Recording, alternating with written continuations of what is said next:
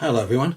I wanted to do a follow-up video on a recent video I uploaded on the subject of luck and dice, especially in wargaming.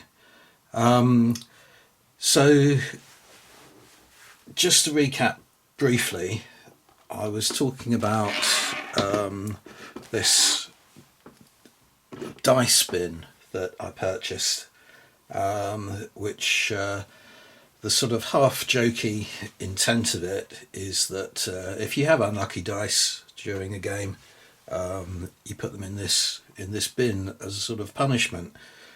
I kind of thought afterwards that's a little bit unkind on the dice, isn't it? And it's if you believe in luck and you believe in dice gods, it's a little bit of a confrontational attitude. Maybe I should try propitiating the dice gods.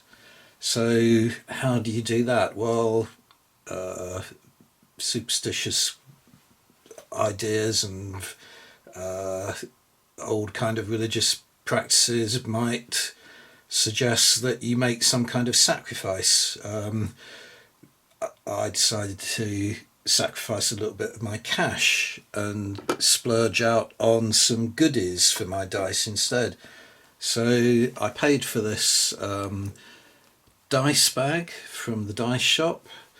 Very nice, comfortable accommodation for my dice now. It's not intended as a dice bag. Some wargames rules require you to put the dice into a bag and draw them out randomly, a game like Bolt Action, for instance. Others have dice bags as such that you put tokens in, like Congo, and you draw the tokens out. This is intended as a residence for your dice, so it's got it's very nice.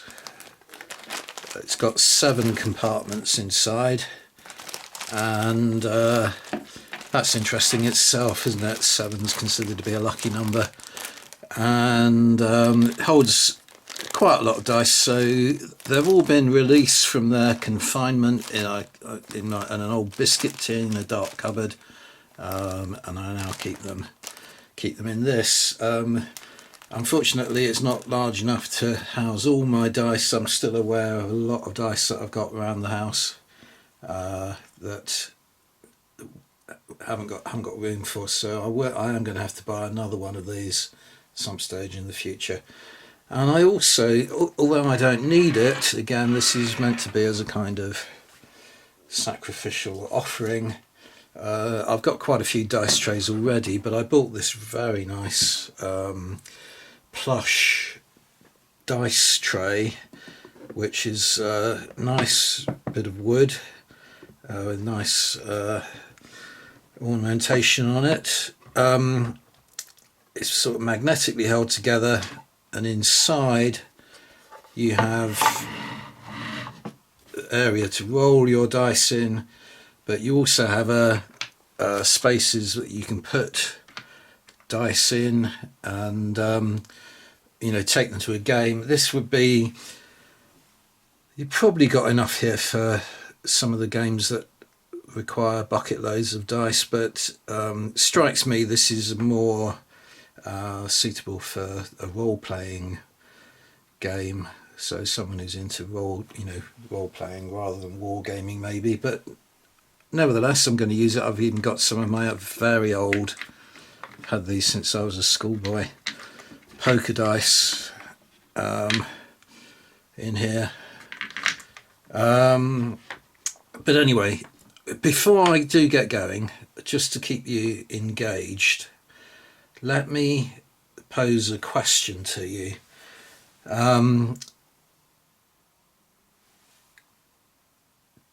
Clearly, some people do treat their dice better than others. These kind of products are available. The dice shop in particular, I mean, there are other dice manufacturers out there, but their range of dice is enormous. All you really need a simple cubes or other shapes, you know, with numbers on them. They don't have to be this fancy, but it's lovely buying these kind of products. I'm a sucker for it as much as everyone else. But so clearly, people do pay, you know, homage, as it were, to their dice. So there has to be, just as there had to be with that punishing dice spin, there has to be some background belief in the luck of the dice. So I asked in my previous video, do you believe in the luck of the dice? Do you believe in luck? Do you believe it can influence your war game? So that was my question for the last video. My question for you today is, if you had dice that you genuinely believed were lucky, would you use them? What would be the point? Wouldn't it take away the point of playing a war game? Wouldn't it be the equivalent of using weighted dice? Would you play against someone who used weighted dice? Of course you wouldn't. It completely takes away the fun of the game. So most of us really, I think, if we do believe in luck, we want the luck to be on our side at moments of high drama, really. We want the luck to get us out of sticky positions rather than just allow you to breeze your way through a game without putting any skill or effort into your play, you know, just letting the dice win the game for you. We don't want that, and that in itself is an interesting perspective on people's attitudes to luck, because as I'll get into later, and I said on my previous video, luck seems to occur at, on people who do have a very heavy investment in something. They're at a very highly, they're in a very highly emotive, a positive emotive state. So heightened excitement, heightened joy, you know, and in a war game that manifests itself in terms of laughing,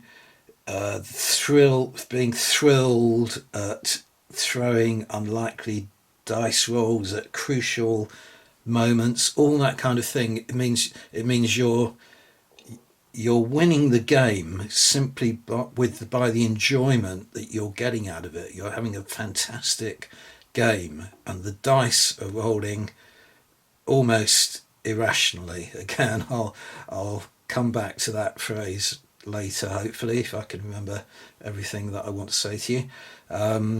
But yeah, so both people, whether you win or lose the game, you have won because you come out of the game having had an absolutely thrilling afternoon or evening at your war games club or wherever. That is half the point of luck, and fortuitous events always seem to happen to people who are a sort of heightened emotive state. You know, they're not sort of just living a sort of dull existence. They're in love, or they're excited about being away on an adventure or a holiday or whatever.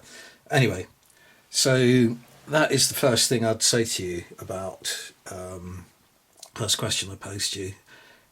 Would you really use lucky dice if they were just the equivalent of lucky dice? I mean, obviously there are people out there, we all met them, who just want to win games. They're not fun people to play against, and you probably only play them once and you never play them again. You know, people who cheat as well, all those kind of people. So we're excluding them from this field of luck. they're that, you know, it's a different topic altogether. So let's forget about them. So the next thing I would say, again, fairly close to the beginning of this video, is that this is going to take us down quite a lot of rabbit holes, and one of them is that we won't, or I won't be able to avoid touching on religious beliefs. And so I want to say right at the beginning that this video isn't intended as some kind of stealth way of preaching to you about religion or belief or anything like that. I'll come out with it straight away and say, you know, state my own particular position, which is I'm an atheist, and I like to think of myself as an entirely rational person. So in one respect, I don't have any sort of belief in things like the afterlife or ghosts or divine intervention or anything like that. So I'm not trying to sneak in some kind of like sort of religious message behind this video, so don't worry about that.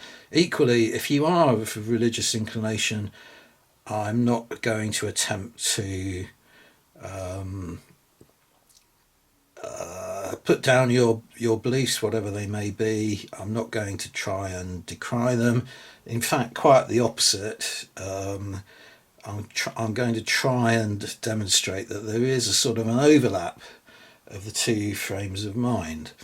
Now, to get back to a kind of wargaming outlook on this topic, some of you may have encountered. I know I've heard of it, although I haven't experienced it myself.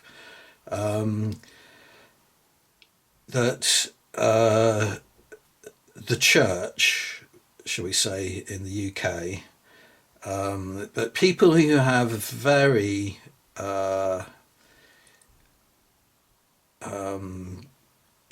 deeply held and almost sort of fundamentalist, you might say, belief in their own religion, don't favour war games. Now, there's a lot of reasons for that. Let's put aside the whole moral debate about, whether we should be taking any kind of enjoyment out of historical events that involved, sort of the dark side of human nature, shall we say. That's not part of the debate, because whether you're religious or not, you can have moral attitudes. So discard that. But you will get, for instance, I know from talking to old wargamers here in Plymouth that at one stage before I came to Plymouth, the War Games Club held its meetings in a church hall, and they were eventually asked to leave because the vicar, I suppose it was, of the church was uncomfortable seeing games being played where fantasy games where there were devils and monsters and symbols and images that he could in which he could see, sort of tokens of devil worship or something like that. So anything to do with magic games, all that sort of thing, he was uncomfortable with it. So in the end, he asked the club to find new premises. So there's that. But deeper than that, you will come across people who object to the rolling of dice. Now, again, there's a sort of moral side to that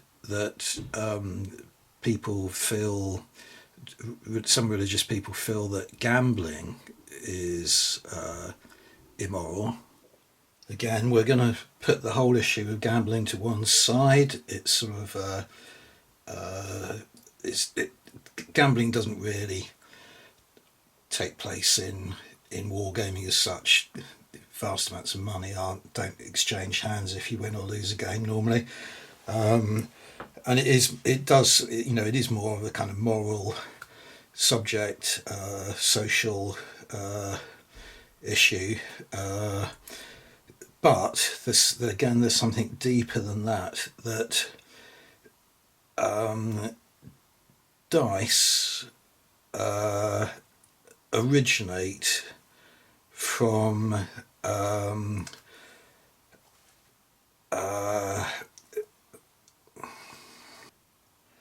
divinatory practices. That's the phrase that I was struggling to grasp there.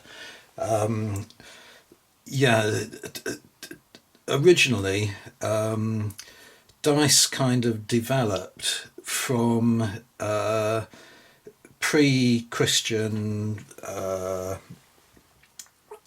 practices of trying to ordain fate, trying to divine fate, through casting things like knuckle bones down and seeing how they fell,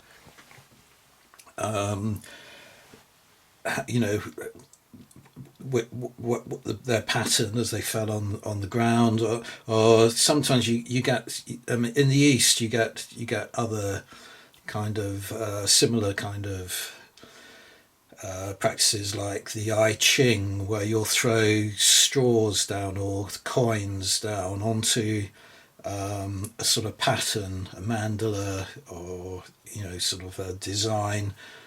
So it's their position in that pattern, how they fall, what side is uppermost, all that kind of thing, what direction they're facing, and the future can be divined from that casting. So now you are getting into a more kind of arcane. You're getting into the sphere of the paranormal and the occult. Interestingly, recently, well, it may not be interesting to you, but it is apposite. I was watching a program on something like the Discovery Channel, because I'm a sucker for these kind of things, about the Yeti and about a journalist's expedition to go off and try and find the Yeti in the Himalayas. And one of the things he was obliged to do by the locals before he went off was to visit a Buddhist monk and have his sort of forecast read. Have the prospects, make sure that it was okay to go off on this expedition, really, and that they wouldn't meet with misfortune. And the way the monk decided this was actually to roll some straightforward, ordinary six-sided dice. I thought that was quite remarkable, really, that he didn't follow any of the sort of more Eastern habits like the I Ching. He actually just threw straightforward what we would consider to be. They admittedly they weren't as pristine as this. They were fairly, sort of worn and tried and tested dice. But he threw six-sided dice, and the idea was that the accumulated number, I forget what it was, had to fall within a certain range, a certain value. Luckily, it did for the expedition. There you are, I'm using that word luck again. So off they went. But my point is that there is still a residue of that suspicion in people who are really imbued in the. Well, let's talk about the Christian faith, because I'm talking to you from the UK, so primarily a sort of token Christian country. There is still deep down, especially in people who are instructed, in the ways of the church, in theological studies and so on, there is that understanding that the rolling of dice is connected to divinatory practices. You still hear people, even today, I mean, I've heard it, saying roll them bones when, telling you to roll the dice. They use the phrase roll them bones.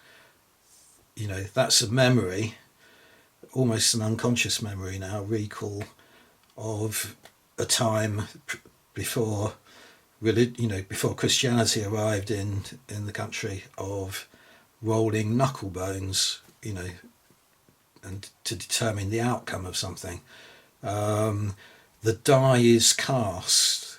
I think that I might be wrong in this, but I think it was Julius Caesar who said the die is cast when he decided to cross the Rubicon and enter Rome with his army. So he didn't literally mean that he had rolled a dice. What the meaning was that his fate was decided. He could do no other than to cross the Rubicon. And crossing the Rubicon in itself has become a phrase we use to to say that you've made a step that you can't go back on. Your fate is decided, the die is cast. So now the divinatory practices, here we're getting now into the sort of psychology of and how it ties up with the whole concept of luck. And as I said earlier, if you remember, not so long ago, luck seems to follow people with a very kind of positive psychic energy, a psychology, and the rolling of dice are beginning to get intertwined here. Jung was convinced that divinatory practices were a gateway into getting an intuitive understanding of deeper things. So Jung was very wrapped up in the I Ching that I was talking about earlier. He was interested in astrology, and did studies on how successful marriages were often the result of people with compatible zodiac signs marrying. There was more than a statistical probability, shall we say, that there seemed to be astrological readings did seem to affirm that couples who were who had compatible zodiac symbols did seem to get on better together, and their marriages lasted longer. So he was into all that. He basically thought that divinatory practices could help you find an intuitive way into improving things like your luck. So we're getting into that. So now we've introduced psychology again. There was another parapsychological study that Jung was very interested in, which was conducted by a psychologist called Rhine. Now I'm thinking this was in the 1940s. I might be wrong in that, but basically the experiment employed a set of 25 cards that had I think it's five different symbols on them, and there were series of different experiments, but the idea was to see if there was a, an ability of some of his volunteers, some of his subjects, to be able to predict the pattern on these cards that would turn up if if they were turned over, and also to see if people could predict the patterns on the cards at a distance, so not even necessarily in the same room, to be able to, so that there was no possibility of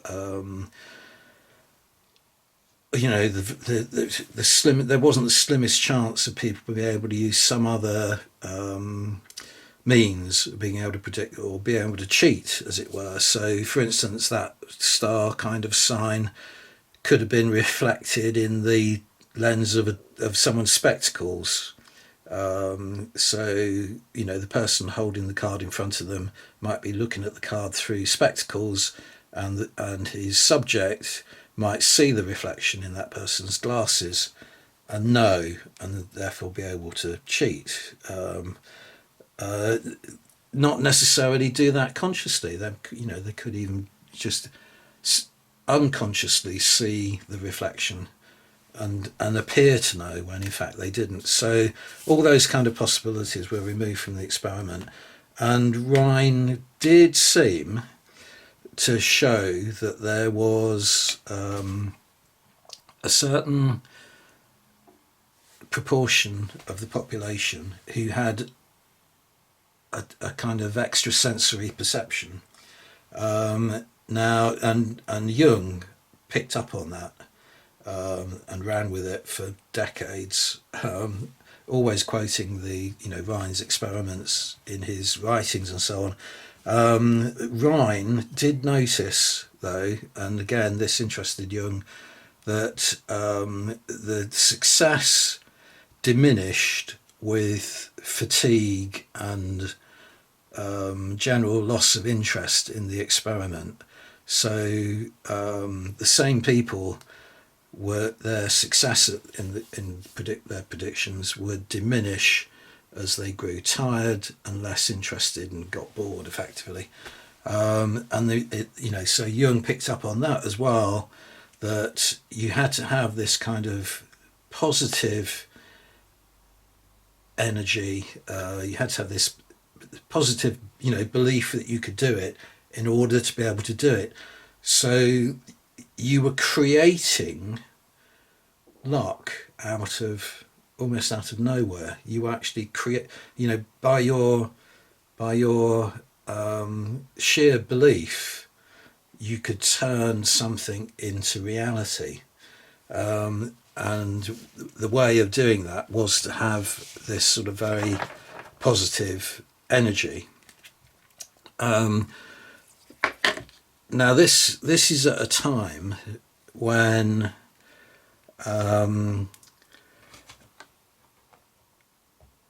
the authorities, shall we say, took all this kind of thing very seriously. Especially after the Second World War, when you get into the Cold War, people aren't sure where the borderlines are between science and the paranormal any longer. Quantum physics and theoretical physics, has been developing since Einstein in the sort of 1910s right through to the 1950s and onwards. Theoretical physics and quantum physics, you had to take great leaps of faith, because you couldn't prove anything in the laboratory. It was all proved through mathematics and a kind of development from one equation to another, logical steps sort of taking you, to a sort of mathematical proof that something must be possible. But it became the case that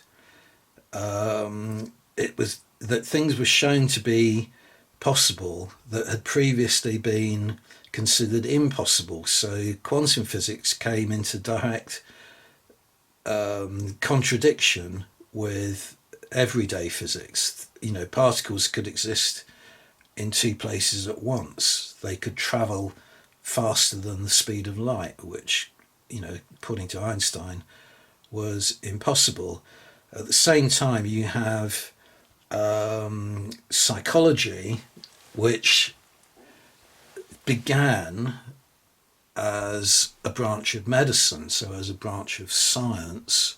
So in the 19th century, there's great interest in the workings of the brain as an organ, as a branch of medicine. So things like hypnosis is a recognized, was a recognized tool of medicine. Charcot was a famous French. I don't think he would even have described himself as a psychologist. He was a doctor, but his specialities were in neurological disorders. But he employed a lot of hypnosis on his subjects. I won't go into it now, but to the extent that some of his practices nowadays would be deemed unethical, and intrusive and abusive almost of his patients. But there was this clear knowledge. It didn't have to be discovered really that that psychological disorders did have an effect on the body, and that's still the case to this day. It's still accepted to this day. There is a known placebo effect. It has been demonstrated in trials and studies. So, for instance, if you're trialing a new medicine, you can't give it to all the people that you trial it on. You have to give a placebo, which is just a sugar pill, basically, to some of the people involved in the trial of this new medicine, so that you have a test population that you can gauge the success of the actual medicine against. But it's recognised, it's well known that a certain proportion of that part of the study, that population that you give the placebo to, their health will improve simply because they think they are taking the genuine medicine.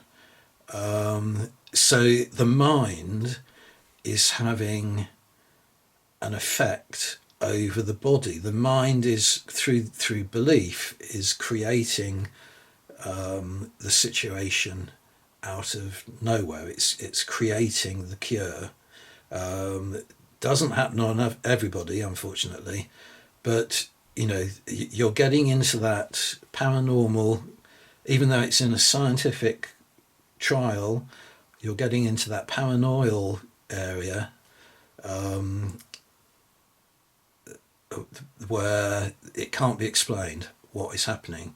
Psychosomatic disorders, things like people breaking out in rashes or something like that. It can't always be that. The cause of the rash sometimes can't be attributed to anything other than the patient's mental state.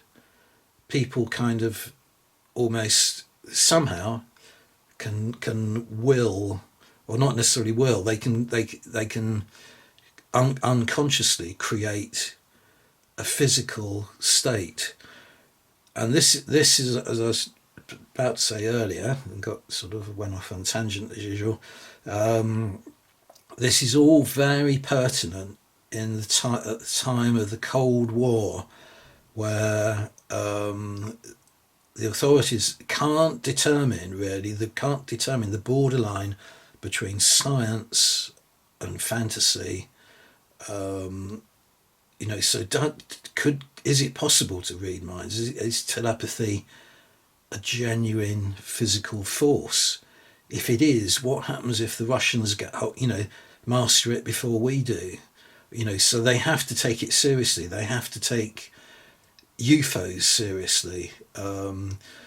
Jung didn't believe in UFOs as such, but he did believe that people believed them, and therefore that their psychic energy made it real.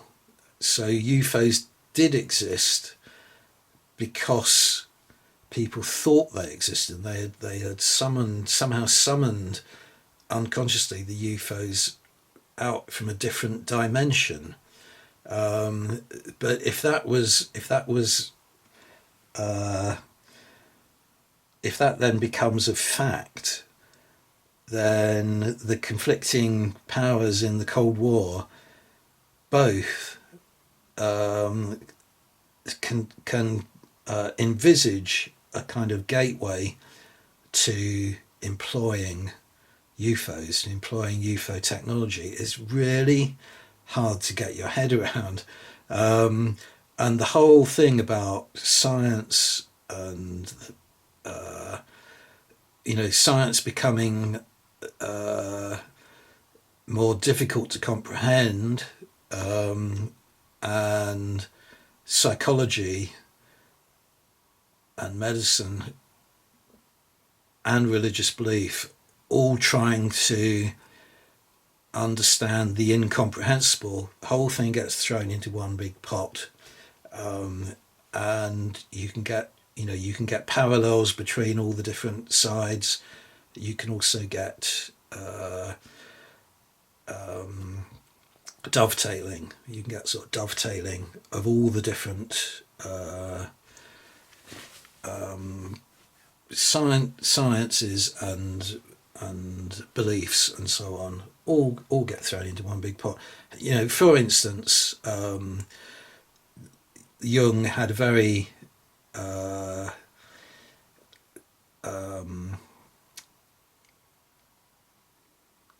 clear kind of understanding that, or thought quite strongly that his kind of approach to psychology paralleled the scientists' approach to quantum physics, and that he could adopt some of the terminology, but also some of the discoveries that were made. So for instance, you've got Einstein's famous equation E equals mc squared. So energy is equal to the mass, times the speed of light squared.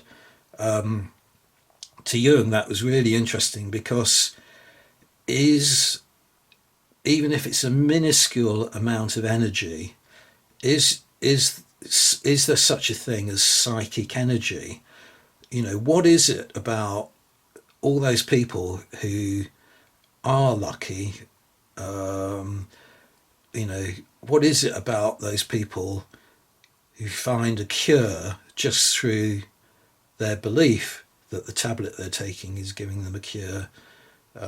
What is it about the psyche of someone who will develop an illness simply because they think they are ill, or they are in such a disordered state of mind that their body makes them ill, or the illness comes out of nowhere? What is it about that energy, whether it's positive or negative energy, that turns into sort of physical shape. It must be to do with Einstein's famous equation that the energy has a kind of mass equivalent. So it might be a tiny amount of energy, but that relates to something that exists in time and space. It has mass. Now, so there was a parallel there. And Jung thought, well, Einstein's equation explains what is going on scientifically. So let's get back to luck on the wargames table before I drift off too far. How can you harness? How can you manufacture luck? To help you on the wargames table, and having reached that goal, would you really want to use it? But let's before we answer that question, let's get into the how do you go about it. So the theory is that the numbers on the dice themselves exist outside of the brain. So they have an existence of their own. So they almost have mass. But that mass is somewhere else other than within our reality. There is another reality that can overlap, can coincide. It's a good word to use because we are talking about coincidences here and unlikely coincidences happening. But there are ways from one plane or whatever to the other. And I know I'm beginning to talking very kind of woolly language here, which is often the language adopted by, all kinds of airy-headed sort of, cultists and whatever. But I'm forced to do it because my language and my vocabulary is limited. So to sort of give you an idea about that,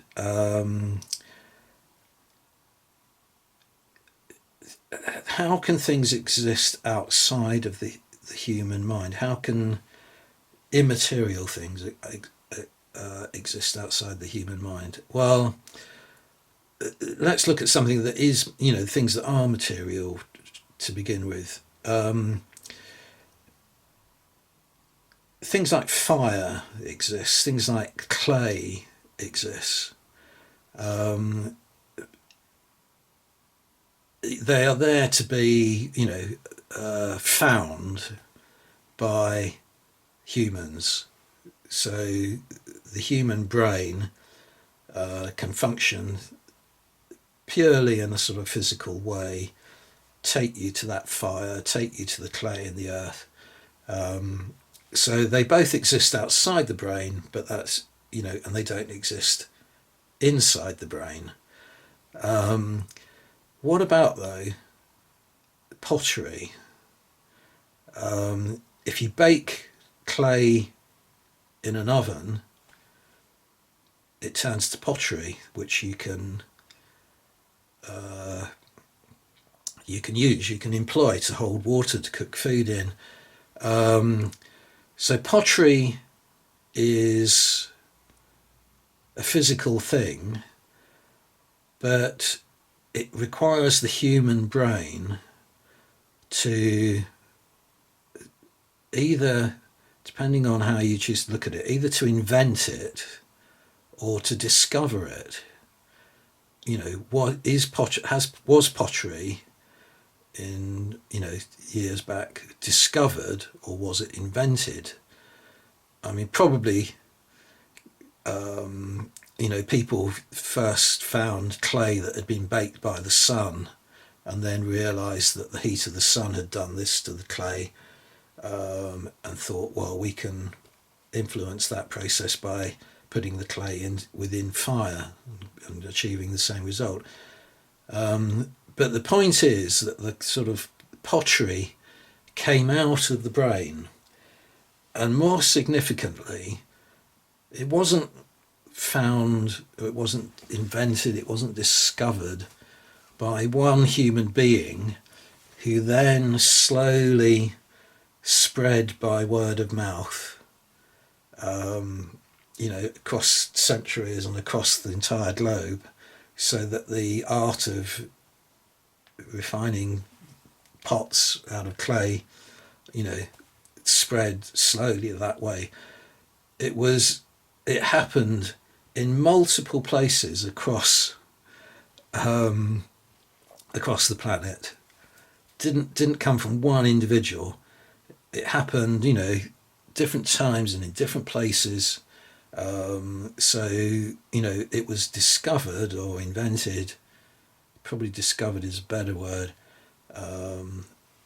by lots of different brains. Therefore, all those brains shared something. They had something in common. So, the concept of pottery had an autonomy. It had an existence outside of the human brain, and if it has an existence, it has to have some kind of mass. It has to exist somewhere.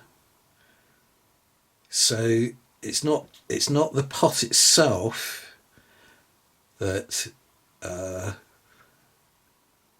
exists outside of this reality. It's the concept of pottery.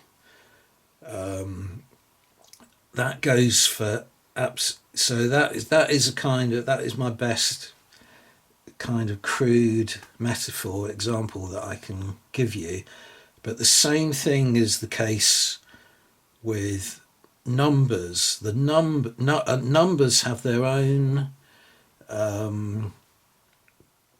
existence. The numbers, zero is a good example that, until relatively recent times in human history, and I'm talking, like thousands of years back, but relatively recently, the number zero wasn't employed. It was there somewhere to be discovered by the human brain, and it wasn't, again, just like pottery, it wasn't discovered by one person who suddenly said, hey, something like, getting off the subject of the dice again here, but to give you another example, Ian Fleming is it Ian Fleming? No, it wasn't Ian Fleming, he wrote James Bond, didn't he? His name was Fleming, I forget his Christian name. Discovered penicillin. If he hadn't discovered it, someone else would have done by now. Penicillin as a thing was out there to be discovered. Fleming just happened to get there first at a time when human knowledge could be dissipated, discoveries could be spread that much faster because communication had improved by the 1940s to the point where one person could say, hey, look what I found. But constant research in thousands of laboratories will find make the same discovery almost simultaneously. So all these things are there to be discovered. It just takes application, repetition of things for them to be found. But anyway, let's get back to the dice and the numbers. Jung's feeling was that we have this collective, unconscious, intuitive understanding of what is out there. So divinatory practices, in a way, were a gateway into opening up that that intuition, helping that intuition. So by rolling dice and understanding that it wasn't the facing on the dice that mattered, it was the archetype that, oh, I can't get these dice out there. It was the archetype of number one that mattered, not the physical dice. And by rolling dice and having a greater understanding of what the number one actually meant, you could divine fate through that. You could understand your luck and your fortune. So that is the sort of, it does, I want to use the word pseudoscience, but that would imply that there is absolutely no science behind it. The sort of rationality behind this is almost a sort of philosophical game, although it's slightly less flippant than a game. But there is this effort, to approach the mysterious through ways other than science, and justifying it by saying that the methods are now paralleling the methods of the actual scientists. And after all, psychology is just a branch of medicine. So is parapsychology, which Rhine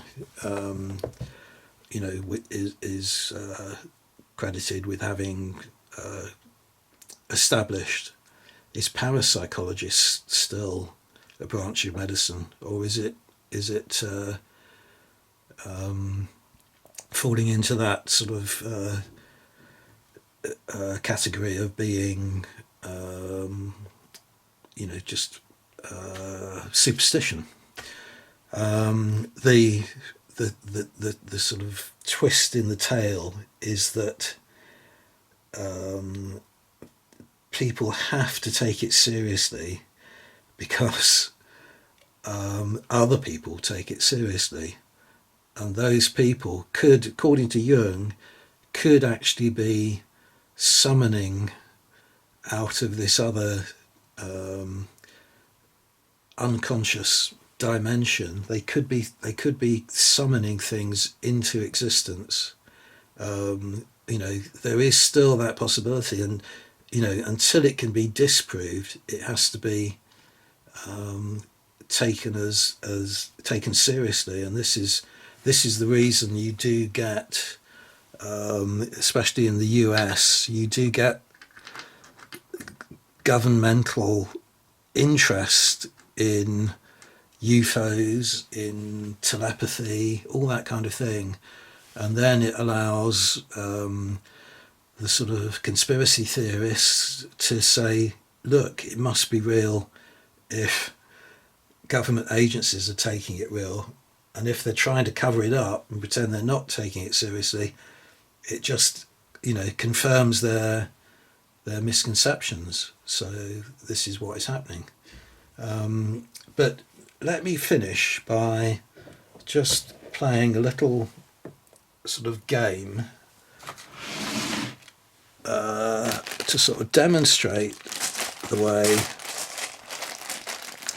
your mind can be, mind can go down a particular road. So here we have, I think, the 36 dice in here. These dice now all live in their new plush surroundings in the dice bag. So are they now going to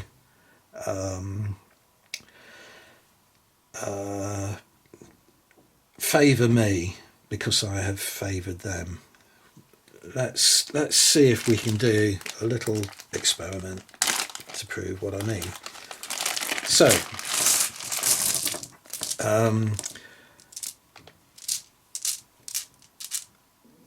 these dice all have things in common. They all have properties in common that are, some of them are sort of physical realities. You know, they're all the same colour. I purchased them all at the same time, so there's a possibility they were all manufactured at the same time. They're made out of the same batch of plastic or ceramic or whatever it is they're made out of. They've all lived together for a long time, primarily in darkness in an old biscuit tin in my cupboard. Now I've, you know, made this offering to them and given them a new home. Can we see if their behaviour is linked in the way that physicists have shown microparticles can be linked together over time and space, and Jung had and other psychologists had found that the brains of twins could be linked, and other parapsychologists had thought they had found that people could link their brains together and read, you know, telepathically read symbols on cards and so on. So let's see if we can reproduce that under these sort of semi-scientific circumstances. So I'm going to take one of the dice at random. We'll take that one up there in the corner. And we'll roll it, and it comes up with a number 4. So we put that to one side, and we roll the other 35 dice all at the same time. One got away there. There it is on the floor. Excuse me a moment.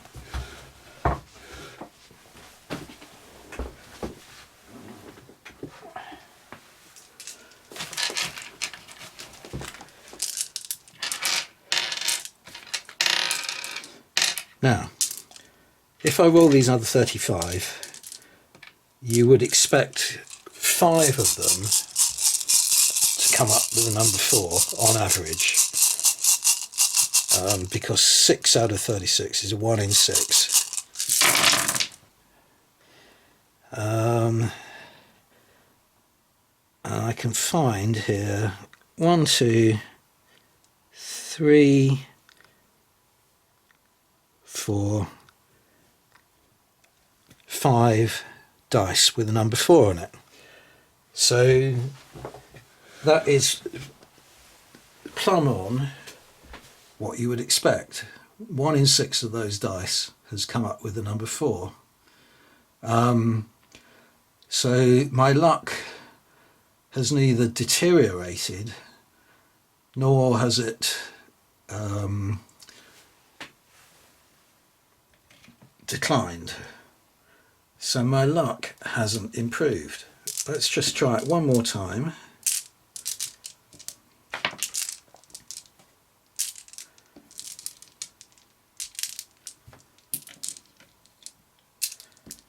Do the same thing again. So now we want the number 6.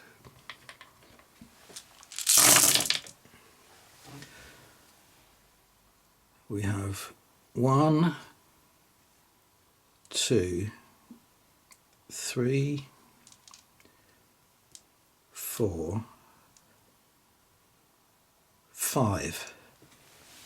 Once again, oh no, 6. So there we have thrown marginally more 6s than we would expect on average, but the average is just that, it is an average.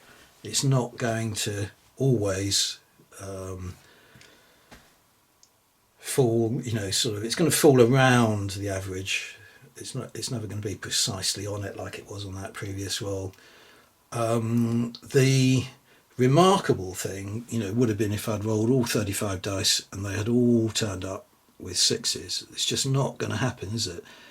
But the thing about, the irrational brain, the believer in luck, do you believe in luck?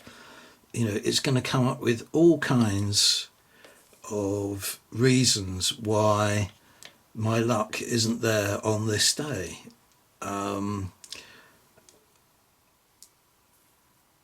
I don't, I don't believe enough. My rational brain is not allowing me to believe that this, this hasn't worked. If I do truly think that I do believe it, and I admit I don't, but if I did, I would be saying to myself, I haven't done enough. I haven't got, all my dice aren't out of those confinement areas yet. There are still some tucked away in cupboards, in boxes and so on. So until I get them all released, and the dice gods aren't going to favour me. I could be going down that route. So it's if I look at it from a scientific point of view, Jung would say that you can't reproduce these kind of things in the laboratory, just as you can't reproduce them you can't prove quantum physics in the laboratory. When they've tried to demonstrate paired particles and that kind of thing in the laboratory, just doesn't work. The actual art of observation ruins the experiment. It takes away the proof. Just the actual fact that you are observing this, so the fact that I'm making this video and you are now watching it, will prevent the luck from happening. I would have to do this off camera, where I can't prove it and where you probably won't believe it. So I could go away now, and this is the other problem that you get. You get fraudsters and so on who could say this works because it has worked for me. You just simply have to believe. So you'll get people going out making crop circles and all kinds of snake oil type things. People do genuinely believe in them, but the belief has to be out there in order for the dice shop to be able to sell these kind of products. And I just find the whole thing fascinating, absolutely fascinating. So I hope I've kept you entertained for a short while. So to conclude, I would say, take it back to sort of deeper matters, that mysteries cease to become mysterious once you discover them. Once you uncover a mystery, by definition, it's no longer a mystery. So you wouldn't use lucky dice in a game, because it takes away the appeal of playing the game. If you're going to win the game from the outset, why play it? It takes away the whole meaning of the game. It takes away the whole purpose of the game. So you want these things to be out there and not reachable, not understandable. If you understood, then it takes away the whole point. So people who are sort of constantly striving to discover the meaning of life, you could argue that there is no meaning to life, because if there were, it would have no meaning. Let me leave it at that. Thanks for watching, everyone. Bye for now.